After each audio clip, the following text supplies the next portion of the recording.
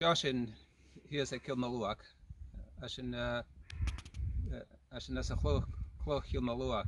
No, she cloch lachan. Báistí ver a chlóh a seo.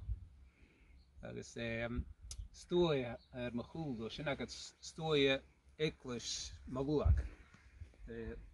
Bá lárach ag knúh maluach go má feisce seo. Agus mar sin futa sin can go le néclis ná lárach ag néclis a seo go bhfuil míle go le bliana lúis. Chiad fistrach a hacan scríbte an éachtarí mé óin néclis a seo sé fer marsin machcan de marsin a bheith na rector an a heo chun ciad bliana ras sa colach ar an heo san choras fiad bliana ach mar a húd mi ha néclis míle bliana na sin agus cha stó seo a cara a stoi chiad chach a bhór san san carn crínecha in an dóin a bheit a chawl ag mús ar tír.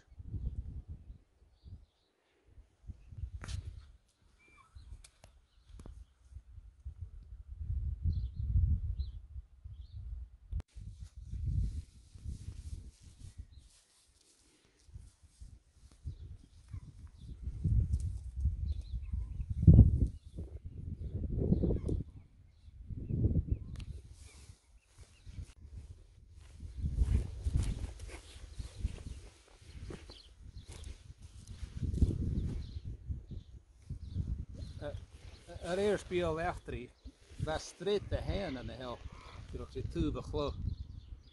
Agus am y crytsin gyda sinad, gan mae'r hwyr yn chlo yn herem o chwachan. Fi sy'n afarach dhuinn ag yn pen an a hen.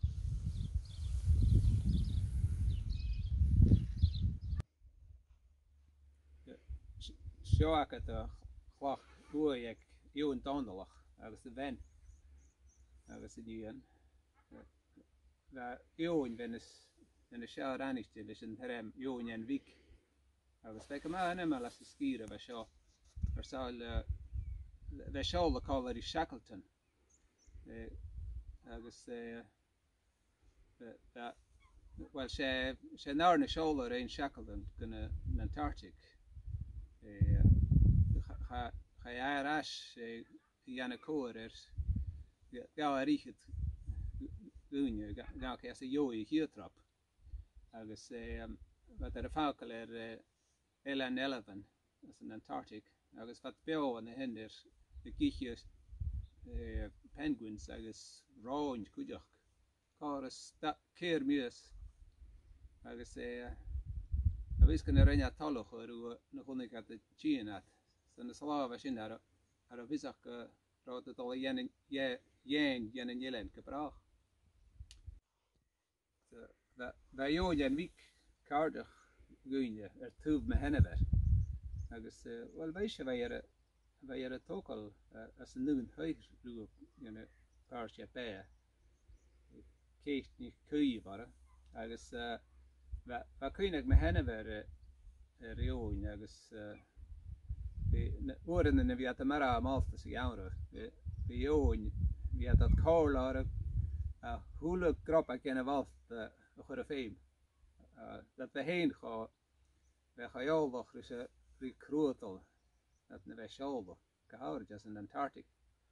As a slá a sin ar a chilicach mór an ar fallá gena bhalt.